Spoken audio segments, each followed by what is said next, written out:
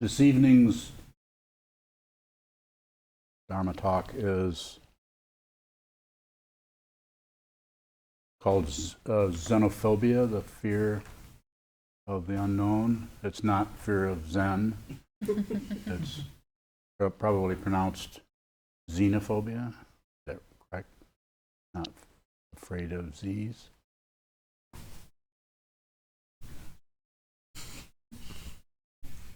So xenophobia, fear of the unknown, fear of, there's lots of ways that shows up. We're afraid of something and we don't like the unknown, so we immediately slap something on it. It's those guys, it's that person, it's that race, it's that situation. We don't like not knowing, so we would prefer to have some kind of idea about it or structure that we can relate to that will do what? Cover up. It's a form of ignoring, actually.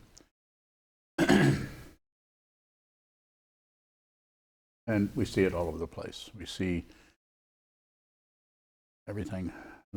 Fear of other religions, other races, other people, other styles of living, other anything. They're just about anything that's someone else, something else that functions in another way. And a lot of this comes from possibly even having some kind of conditioning where things come out of nowhere and surprises, accidents happen out of nowhere.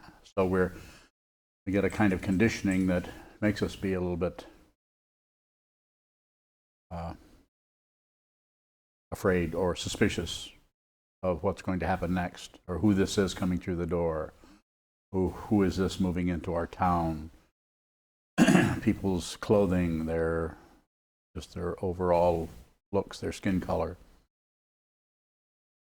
Fear of people who have all kinds of different orientations. And the way we seem to handle this is to, instead of just going deeper into it, going down in and giving the situation a chance so we can see what it is fundamentally. Let's look and see what this is. What is actually going on there?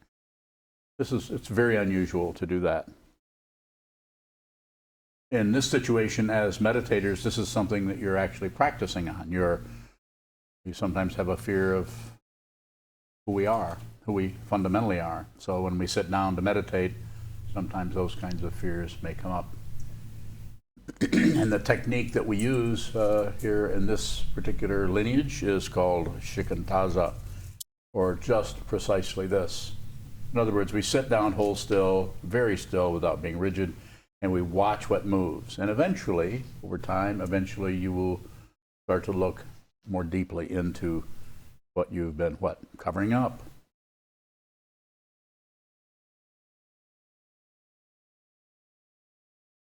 And it's interesting that it's not so much about going in and finding that and removing that or not doing that. It is more about seeing the way in which you do it.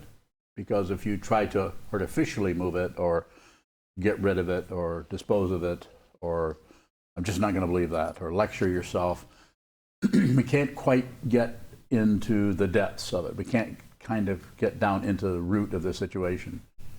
We may make a little bit of progress, but if we're taken off guard, then this whole feeling of fear can come out of nowhere.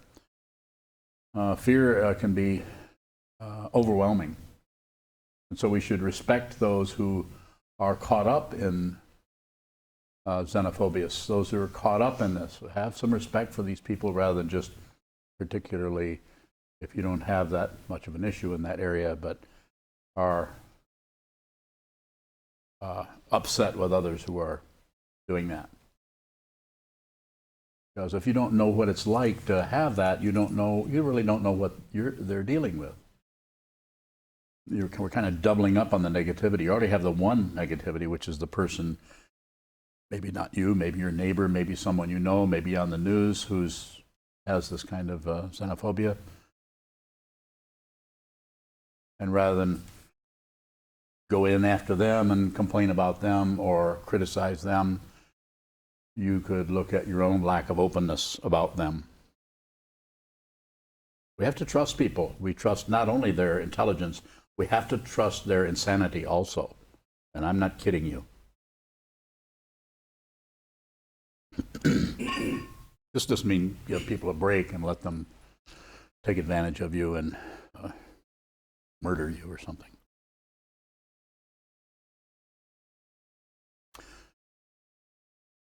So my experience of being extremely afraid, and I'm not going to go into personal details particular, but this particular one shows up because it's so unreasonable.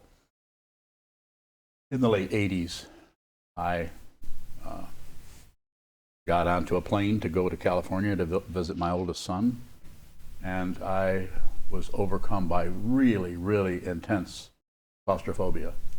Never had happened before. I'd been on planes before. I got on and I could not sit in the seat. It was intense, it was unreasonable, and it was very, very overwhelming. I was scheduled to sit in an aisle seat, a window seat, but I couldn't sit there. Normally I sit to the window and look out and see what's happening, watch the clouds, watch the runway. Everything just completely swamps you. Is that something I should do anything about? The stream's offline. What? We're having trouble with the stream. If you have your cell phones on, could you please turn them off? Get off the Wi-Fi.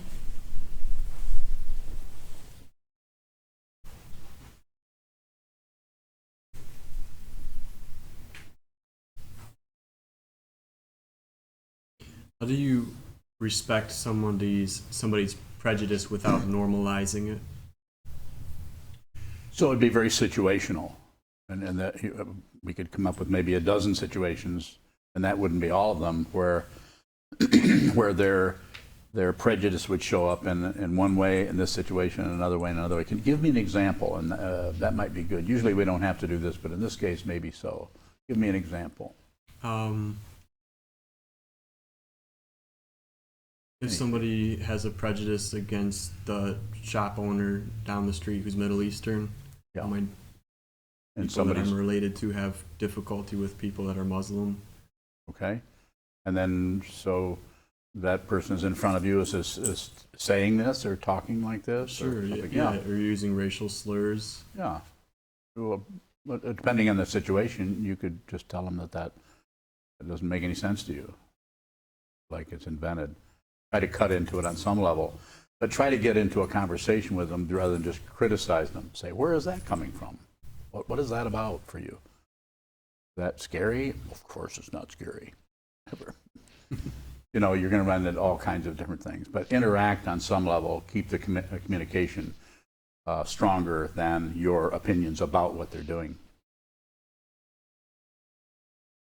I think it was today we were talking in book study about gender roles, and that we live in a fairly patriarchal society. Yeah. And I think Senchu's question was something like, how do you meet things when where they're at? Something like our entire society's orientation or mentality. And keep some kind of discussion going into that or around that with that person. If it's like a family member, then you really have more permission, basically just on your relationship, to be able to interact with them around that. Let them know that you don't agree, but you're interested in how they're looking at that. Get them to talk about it a little bit. If they're a meditator, it's unlikely they're going to be particularly overwhelmed by their issues there. Sometimes we find that, but it's not as often. If the person is interested in training their mind, usually they're fairly busy working with their own emotions and so on, rather than projecting onto others too much. More?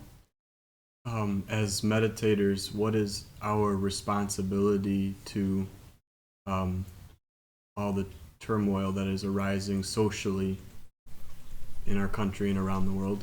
Well, you've heard me say before, if you don't do anything unless you have to. If you have to step into one of the forums that has to do with protests, carrying signs, joining organizations, if you have to do that, then I'm not saying you shouldn't, but I wouldn't jump into something without really looking closely at what you're doing. If you're just trying to be a person, you're trying to get a little bit of your own, shall we call it, guilt out of the way, by, well, at least I belong to, at least I join, at least I donate.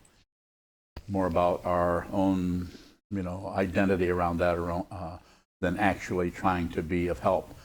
Some of the best help that is available is space, allowing some situation to be what it is so we can fundamentally see what it is before we go in and start doing, excuse me, before we go in and start doing some kind of surgery based on guesswork. Maybe we do this, maybe we should say this, maybe we should do that. More. Is there something smaller that we could do in our daily life or just within the Sangha that would? I think possibly contributing maybe to organizations that are about raising awareness around those kinds of things, teaching. The things that quite often isn't looked at enough is real early education. How do you do that? I mean, we know about it, but how do you relate to schools and so on there's so much politics involved in all of that? It's difficult to do, but you could start somewhere. Early education around that situation. It seems like early exposure to lots of different kinds and approaches to ways of living and ways of being. How can we work with our own prejudices or tendency to demonize what we see as the wrong side of things? So don't try to stop being prejudiced. Don't try to stop demonizing based on little lectures you give yourself. I have to stop doing that. I need to stop feeling that way. It might be the very best thing you can do is to include your own xenophobia, whatever it is. It might be best to see that and include that and let that be there. And through accommodating that through your awareness, this actually allows you to relate to people in a genuine way without being artificial with them. Quite often we hear in the news in different places that people say they're not prejudiced. Well, if they're a white Anglo-Saxon, you can bet they're prejudiced somewhere. When I say you can bet, don't gamble. But it's more than likely, I'm not saying that would be true, I don't know, I haven't met everybody, but anytime somebody's promoting themselves as not being a certain way, it's a little suspicious. Yes, sir? Could sharing something common become a trap of? How so? For an example, it comes someone were talking to me about like bad habit that and they've never done that habit. Done that, like, could that become an issue? I think I'm following you, and I would say you should listen to everybody. And you could also realize that there's no way they can really know, and allow someone to lecture you. Allow someone to, based on their, you could say, lack of understanding, that they might call understanding, to allow them to do that and draw it out of them. So how do you mean? They would say this and this and this, and say, so how would that apply? And then as you go along, then you actually help them to realize that they may not have too much basis for what they're saying to you. But they won't know it if you shut down and immediately set up a barrier or a wall. So just by being open and you have to, when you do that, you have to kind of watch your own motivation around being too, I'm not sure what the word would be, but I think you have an idea. Being too, you're the really nice, understanding person, and they're the idiot. That person will pick up on that if you're doing that. But if you're genuinely interested in what that person has to say, and you see that their motivation is about caring for you, they're just doing it with blinders on. And so if you see that, then as you move along, you can work with that person. Very important not to get too speedy about it, and take your time and know that maybe this person will be too goal-oriented. Maybe this person's never going to come around, but at least you've softened things up a little bit. You've listened to them. They've gotten their piece out. You need to stop whatever they're lecturing you on or talking to you about. You're listening. You can even say when someone says something to you, you can actually repeat back to them, say, are you saying this and this and this? And they'll, no, not exactly. What I mean is this, this, and this. So you actually have, communication is so very important. And communication is not about information. Communication is about, what am I going to say? Anybody know? It's about space, not about the things that arise in the space, which are words, language, ideas. It's about the space itself. Mark. That question brings up for me, how far should we let? I don't know. What do you think? Well, what I mean, I guess, is it kind of sounds like by allowing someone to lecture us about anything, really, we're allowing them perhaps not being very helpful to them. Nah, don't worry about that. Let them lecture you. Go ahead and start lecturing me. You don't have to say anything, but just count to 20, and I'll consider it a lecture, and I'll show you by body language how to relate to that. Because I approximate.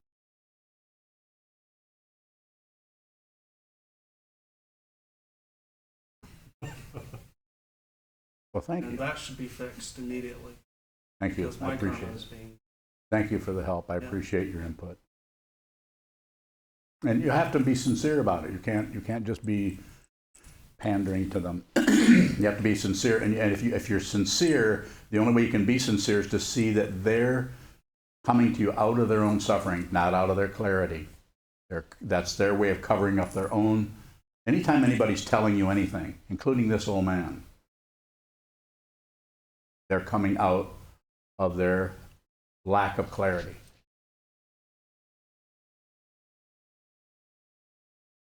I'm confused. Good. Ask a question then. I thought you were speaking to us out of a certain amount of clarity. Oh, well, I guess you give me the benefit. You're going to give me the benefit of the doubt. I'll take it. You see what I just did? No. Well, think about it. Reflect on it. Other questions? Yes. Bailey.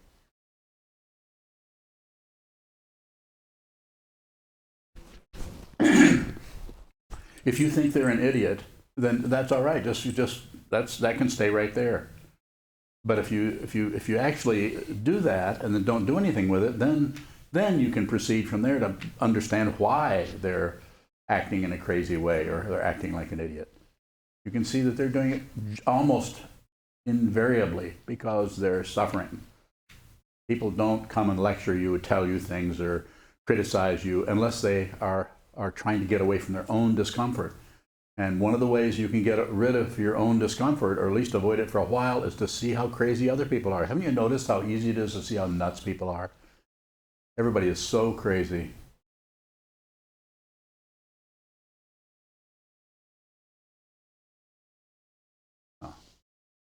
So you have that kind of a knee-jerk, this person's crazy or an idiot or something like that. Just let that be there. Don't get rid of it.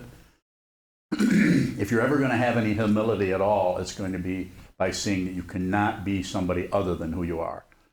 You're not going to be able to pull yourself by your bootstraps up into some kind of enlightenment. It just doesn't work that way. You have to be genuine. You have to be who you are. You have to stop fighting with yourself. And when I say you have to, you don't have to do anything. You have to live and eat and go to the dentist. What if you don't like who you are? But that's why you're in here. Meditate. Try to get to see who you are rather than disliking who you think you are. Find out who you are. You won't have an opinion on it. If you have an opinion on who you are, then this is to the degree that you lock down on that, to that degree you're confused and you're deluded.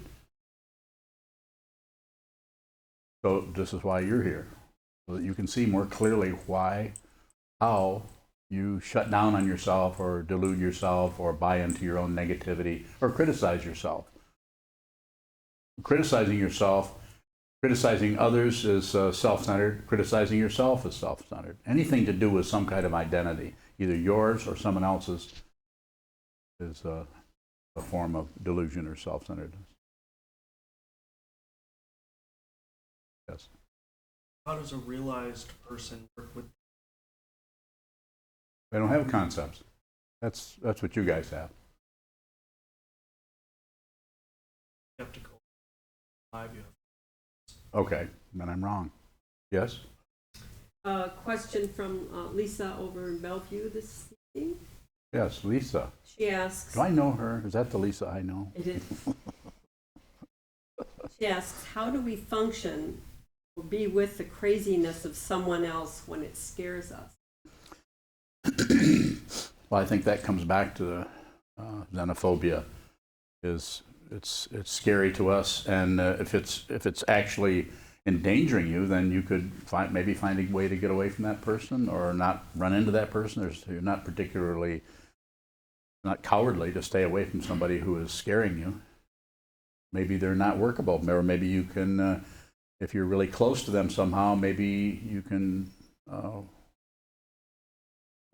find another way to work with them. If it's somebody if it's someone in your family or something like that. Lisa, if you had a particular example, I probably can say more. A question from Shane out in Yes, Shane. California. He says, happy birthday, Bailey.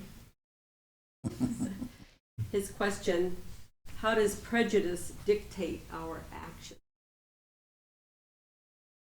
We're prejudging something that's already bad as soon as we see it. As soon as we see someone who is LGBTQ, they're already those guys. So so we're already going to act out of some kind of an opinion. We're locked down on that situation, and we don't even pay it any more attention at all, other than we just notice that's there, and then we react, and we react by shutting down or judging or having a conversation with other people who are shut down, or maybe other people who aren't shut down, but we lecture them about how they should think, and don't they realize that this is wrong? And then we might have all kinds of backups, like maybe our religious orientation or something, or any kind of, all kinds of justifications. So don't do much with it. Stay with it. A question from Kevin Hadeen out in Fort Collins, Yes. Colorado. He asks, what is samsara? Samsara is a Sanskrit word that means this earth of cause and effect, of success and failure, life and death, birth and dying, going up, going down, all the polarities of samsara that tend to go in cycles. Just like the sun comes up, the sun goes down. You're born, you die. Not to be particularly pessimistic, but it's just it's circular. The Tibetan word for that is korlo, which means wheel. Going in circles, always going around, kind of chasing our tail, as they say, like being on a merry-go-round. It's possible to, you could say, just a way of saying it, to step off from that and not go around in circles anymore. But first you have to see the circularity of it, because if you don't, you'll think that you're going in a straight line. Yes, sir. So if we're being aware of current affairs, we could see that something really stinks and what makes us angry. Mm-hmm. I can relate to that. Isn't that also? Well, it could be. But look at it. Don't fight with your own emotions. We're not talking about ending, never getting mad at anybody or never having any. We're talking about awareness. Please think about this a little bit. Think about this a lot. Not about being somebody else. It's about being completely genuine. Be who you are. There's no other world. This is it. You're in it. So you watch CNN and you see a lot of crazy stuff on there, which is pretty available all the time. And if you get angry, it's totally understandable. Some people say, I don't even watch the news, it makes me too angry. I would say, well, that's probably not a good idea. I wouldn't say you should watch it 8 or 9 hours a day, but watch it some, so you're at least in touch with the rest of the world, or what the news media is presenting as the rest of the world. Even that, you'd have doubts about. But just when the anger comes up, just be aware of it. Be aware that your anger is being triggered by something that someone else is doing, kind of in the abstract, because we're not really there. We're getting second, third, sometimes even further removed from the actual situation. It's very hard watching the news, seeing what's going on, to even have any idea what's going on at all. It is so incredibly, there's so many smoke screens. It's hard to see. Even the people who are very sincere and are trying to, be genuine with us, even those situations seem a little cloudy. Yes. Staying what? Informed. If you lean on that as a concept, like I'm just staying informed. If you use that as some kind of a credential, then yeah, then it could kind of fog up the windows of your perception a little bit. One of the most powerful tools, you could say, is to not know. And this going to be applied to xenophobia also, is to not know. When something arises that is, we don't know what it is, it's strange, unusual, have a willingness to not know what it is. Have a willingness to be with the not knowing rather than immediately jump to conclusions of trying to speculate or judge or condemn or analyze it too much. Just wait and watch. This is called patience. Just wait. See if that changes. Nothing lasts. So anything that is showing up won't last. It'll start to turn this way. It'll turn that way. It'll move this way. All maybe very subtly. But if you're doing anything with it, if you're shutting down, judging it, doing anything with it at all, this is what your awareness looks like, because you're busy judging, analyzing, coming up with a bunch of predeterminations or conclusions. Conclusions are useless. Yes.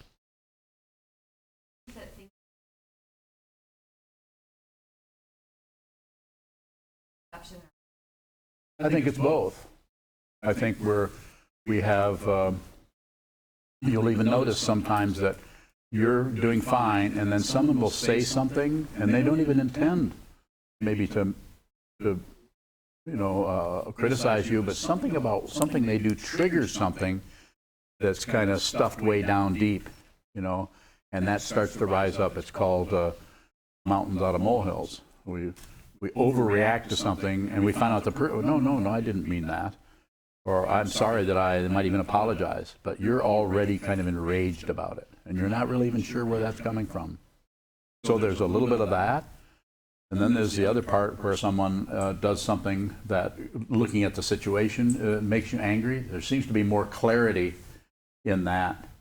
You're more clear about what's happening, whereas the one where something is triggered that you have not been investigating, that you've been pushing down or ignoring, when that gets triggered, then it seems to come up, and it's very can be maybe more difficult to work with. Is that helpful? Further question?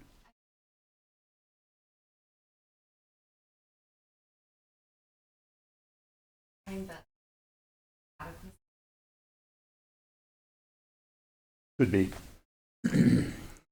or a lack of control over something.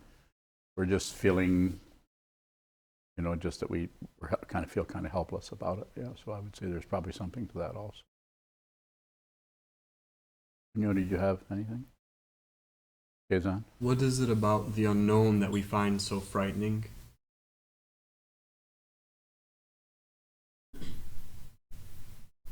I don't know. I mean, it's unknown, so yikes. It's like when you were a little kid laying in the bed and looking at your closet door that you forgot to close. Like, I think I ought to get up and close that. But what if something jumps out and gets me? I mean, just like that. We all have had a little bit of that. Maybe some of us don't have that kind of fear. But, there's something like it. It's not knowing there's something is there. We're not sure what it is, and we're not sure if it's threatening. And it probably is some kind of condition that goes back into our ancient, thousands of years back of just living with ferocious beasts chasing us around and trying to figure out how to, just the conditioning of living in kind of fear a lot of the time for our lives. Probably some kind of conditioning there. What do you think? It just seems like an insistence on always needing to know. We always have to know something, and it's. And this, it's interesting, Chazan. This is where opinions and ideas and presumptions and preconceptions and prejudice actually comes from. Is something is there we're not quite sure what it is. I mean, if you're heterosexual and someone else is going through some kind of sexual metamorphosis where they were born a woman and now they feel like they have to be the opposite gender, this is very confusing to someone who's not having that experience. So quite often, if people are very fearful of that, they might feel their own identity is challenged, especially if they're having a little bit of difficulty with that themselves, but they're shutting down on theirs and the other person is opening up to theirs. So it can just be, it can be very terrifying to the person. Whereas the person who's going through that, they could have some terror too, but they're maybe trying to work with it in a way that gives them a little bit of relief.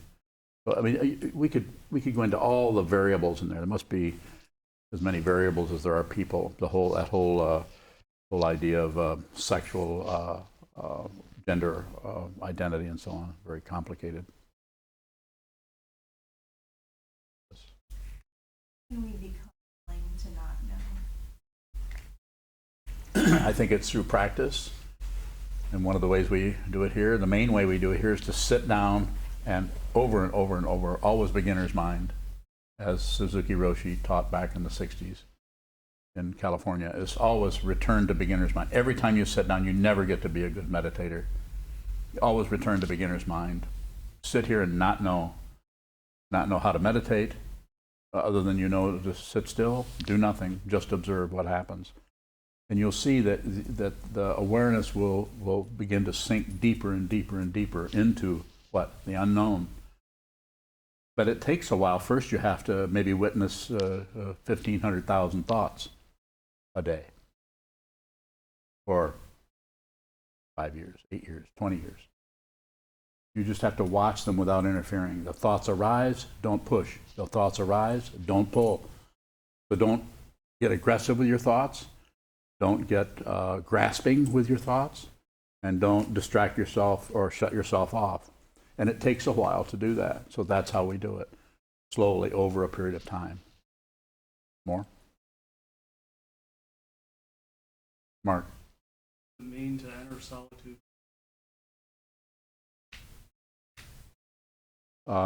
Simply put, just sit down and meditate. That's solitude. And when you come in here or your bedroom or your living room or wherever and sit down, face the wall, face the carpeting, face the back of a couch, whatever you're looking at, hold very still, you're entering solitude with your karmic forces. Linda Doan reads the names of the people that Yes. they say. Yes. What happened? The body-mind dropped off, so they went into solitude with their karmic forces. So sitting down, you could say that sitting down and holding very still is kind of like dying. The body's still here, but it's not doing much.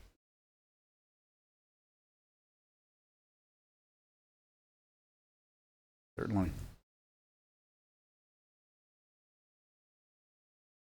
William Yes. Murray up in Grand Rapids William. asks, how does anxiety relate to all this? The way I understand anxiety, it's kind of an anxiousness or a worry or even a physical disease that doesn't seem to have a basis. We're anxious, we have anxiety or fear about what's happening to us. Or maybe what might happen, some kind of anxiety about, just like getting ready to interview for a job might have some anxiety about that, about not getting the job, or maybe some anxiety about going on a first date with someone. Could be show up lots of different ways. It could show up just anxiety with no basis in that makes sense to our self-centeredness, our mind, our thinking process, our ego. Has no doesn't make any sense. And what I say to people who are dealing with this, and quite a few people that I talk to are dealing with this in some level, I say, if you can, just do it anyway. Meditate, sit down, hold still, watch the anxiety. Don't add on to the anxiety with an explanation. And if you can, and this might not be possible, but don't take any drugs to cover it up. There are anti-anxiety medications, and I'm not against that, but I'm saying, well, you could do that. It's your body, mind. You should decide. I'm not going to decide for you. But if you can, maybe occasionally take a vacation from that. Set some time aside and have a strong awareness practice. Whether you're a Buddhist or not, doesn't make that much difference. Maybe, maybe not. Only you would really know. But sit down and see if you can't make friends with that anxiety, rather than push it down, judge it, feel like it should go. Causes and conditions. Causes and conditions. The condition is kind of like the weather, and then there's some kind of a cause for the weather or for anything else that arises in your life or in your mind stream. If anxiety is coming up, there's more than likely some kind of a cause, albeit hidden, or causes. There might be 1,583 causes for that particular anxiety that are coming out of beginningless time, or, if you want to say it this way, past lives, or what looks to be past lives, or what looks to be past lives that probably isn't, or what looks to be past lives and probably is, or neither one of those, or both, or neither. I'm not concerned with the source of anything. It's a waste of time. It's a waste of energy, tracking things down. It's just enough to know to sit down and just see what's happening in your own mind. You don't need anything else that I can see, that I can understand. But then I would say, don't take my word for it. Look at it yourself. You decide what you need to do. You're in this room. You're giving me permission to talk to you for the next 8 minutes. And then you're on your own. We deserve to feel the way we do at any moment. I think deserving is a little bit too much emphasis on the cause and effect, on the self-centeredness and being right or good karma, bad karma. It's buying into that too much. There probably is some kind of cause and effect happening there, but I don't think it really serves us to go into some kind of deserving or not deserving. The closest I come to deserving, as I say, realization, Buddha nature is your birthright.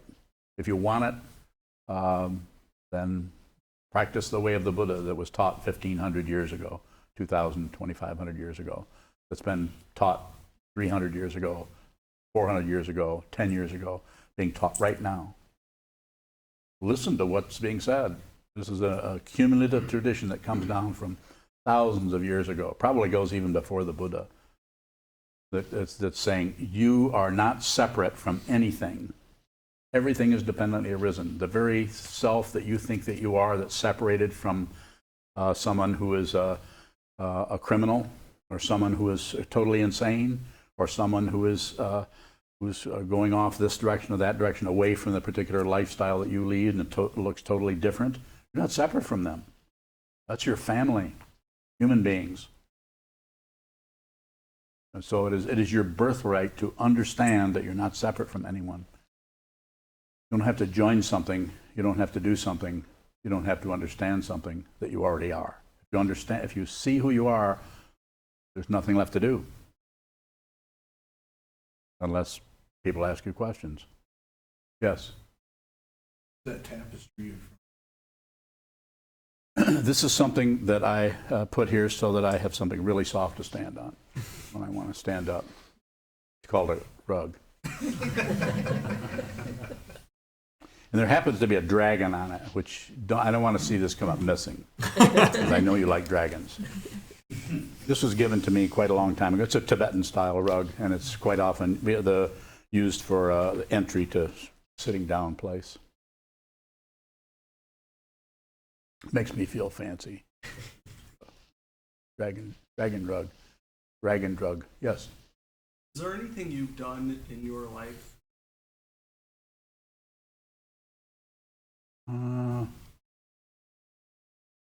Not recently, no. There has been pride at different times, but there's not a lot of it happening right now. Something specific? I don't know, maybe being a father or teacher. No. Are these things you regard with a certain amount of self-respect or admiration? No. Sorry. But you don't have to apologize to me. Yeah, but I'm so sorry. But also, to go to the opposite end, I'm not really particularly ashamed of anything, or, you know, if I think back, the thing that shows up occasionally is when I was young, I used to steal. And so sometimes I feel kind of sad about taking things that didn't belong to me when I was young, and didn't understand what that was about. Didn't understand.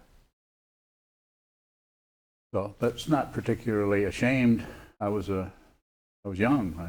I didn't have any help with it. There was no one there to help me with that, other than to scold me. Or as when I took two Pall Mall cigarettes from my stepfather, get my butt kicked from one end of the house to the other end of the house for about 2 hours. Don't ever take your stepdad's cigarettes. Just a suggestion. When you're 12. But I'm not ashamed of that, because it came out of just, he's got cigarettes, I need cigarettes. Duh. I mean, this is the way a lot of people function that steal. They don't see the territoriality as there is, the ownership is kind of hazy there. Yes. Could you expand that to any what we would call moral Anything. compass? Anything. Moral compass, this is the whole idea of a moral compass.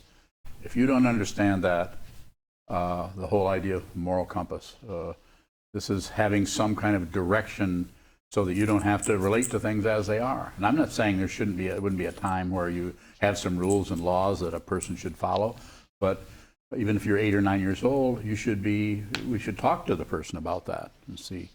Some children, some young people don't have a built-in, if you want to call it a moral compass. They just wouldn't do that. Other ones don't. So we don't really punish anyone or reward anyone. But as an adult, what you need to do is to relate to every situation as it is. It's sometimes called situation ethics. You don't have a code of ethics that you stick with no matter what. You're an adult, you don't need that. You don't need to have a bunch of rules. You can see moment by moment what you should do and what you shouldn't do. And when you're stepping across a territorial line into some other person's territory or situation, including their belongings, including their body, stay away from people's body without their permission. Yes? Can that only arise if someone has some kind of instruction or in practice? I don't know if that's the only thing. It looks pretty strong case for that, of having a strong awareness or having some kind of help. I guess where I'm going with that is in our current political situation, it seems like there are different realities that seem to be presented. Yeah. And hard to know. What's your question? So what's our responsibility in those? I can tell you what your responsibility is. If you hear it and you really take it to heart and to really contemplate what I'm saying. I'm not dismissing anything that you see anywhere. I watch the news every day. Not dismissing any of that. What am I saying? Train your mind. Don't take an unexamined mind out into this crazy world and take your own unexamined confusion and add that onto other people's confusion. Train your mind. You're not separate from anything. So you don't have any say-so about anybody but you, basically. And maybe your 8-year-old. 9-year-old? Yeah, sorry. Have a little bit of say-so, but basically train your mind so that when you function in the world, you've clarified who you are. You understand it, so then you don't add to the confusion that's already there. When I say this, I'm not saying you're walking around like some kind of angelic figure. You might still get angry. You might still get irritated with people who have their head up their those people. You might get irritated with that. It's irritating to see someone who is completely disrespectful. But that disrespect comes out of causes and conditions. It isn't. Nobody is being disrespectful. That's attributing some kind of reality to the ego. It is unreal. I'm not saying it won't kill hundreds of thousands of people out of its ignorance, but we have to relate to the consciousness that arises as this person or this person. Relate to that. Clarify this. Become as sane as you can, so that your activity in the world won't contribute to the confusion that is already rampant everywhere, and might even contribute to the healthy, uplifted, and sane life that is possible to live.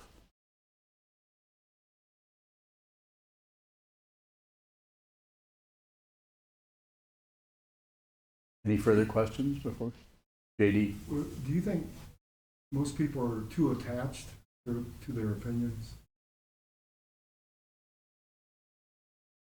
Well, people are pretty attached to I don't know if they're too attached, but yeah, any kind of attachment's probably too. Yeah. But you know, the idea here, JD, is not so much to detach based on thinking about it. The idea is to see the attachment so clearly that you see it's totally unnecessary to do that. That's unnecessary, and any detaching will just happen because the glue just falls apart, because the glue is made up of the 3 poisons: passion, aggression, and ignorance. Those 3 are the ones that create the glue of attachment. If those are not operating, or if those are not fueled, then we begin to see more and more clearly how this is an incredible dimension. And this dimension is basically sane and basically perfect. There isn't anything to correct. If you think there's something to correct, then to the degree that you do that, you'll go in circles and struggle with your own mind and try to make yourself into somebody else.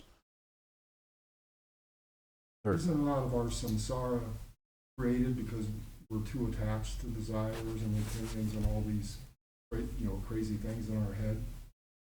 It's a way of talking about it, but the way we work with that is bring a lot of awareness into it. It's like the image metaphor I often use is it's like the confusion are like clouds and storm clouds and cyclones and tsunamis and everything, but they all have to have a big blue sky to happen in.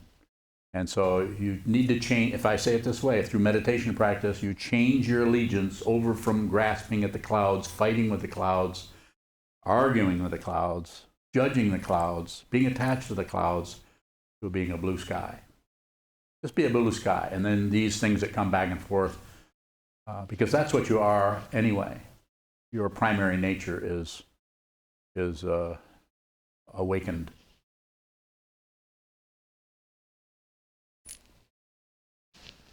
One more question. Go ahead. Anna Maria. Anna Maria. In Brooklyn, New York. New York. What if your confusion helps the world / others? What if your confusion helps the world?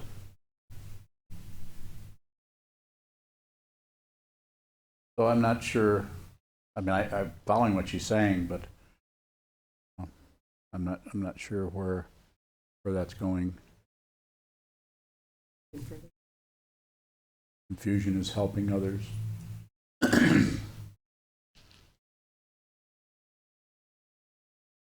Anybody have any idea of how she means that?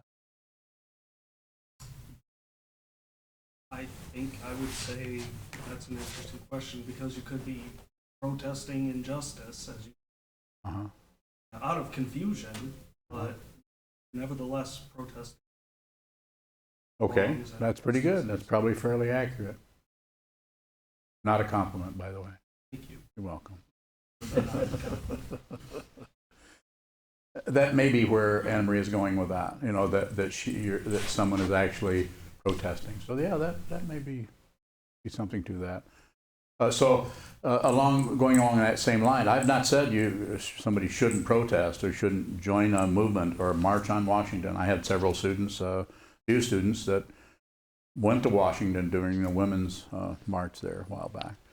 And if they had asked me, I'd have said I wouldn't do anything unless you have to. But they didn't ask me, and they went. And that's probably why they didn't ask me.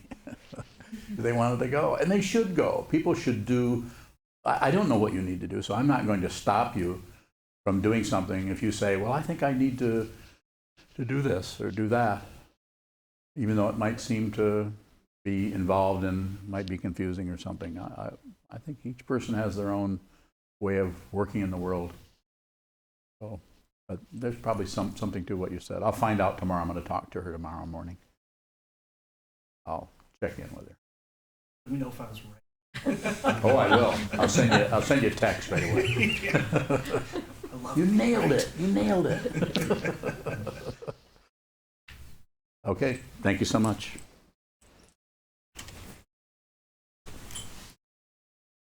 We'll stand and dedicate the merit in the backs of your red chant books.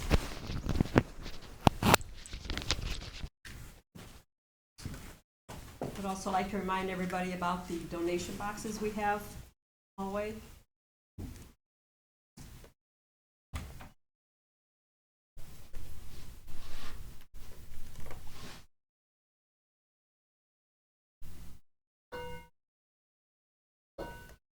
In the merit of this, penetrate into all places, so that we and every sentient being together can realize the Buddha's way.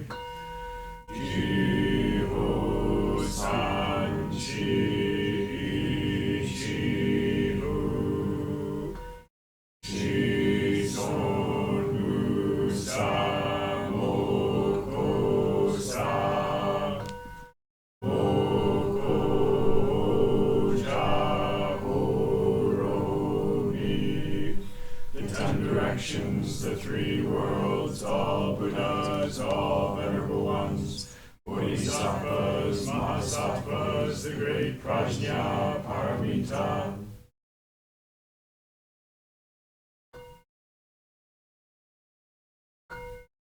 O Buddhas and Bodhisattvas of the 10 directions and the 3 times, please hear us. Please come down out of the light and protect Sokukoji Buddhist Temple Monastery. Buildings, garden, and all adjoining areas from any and all dark or negative energy. Remove and dissolve any negative energy or devices. Fill everything and everyone with light. Please shield and protect with light our teachers, monks, students, all practitioners of the Dharma, our families and friends from negative forces and energy. Help us to realize the truth of the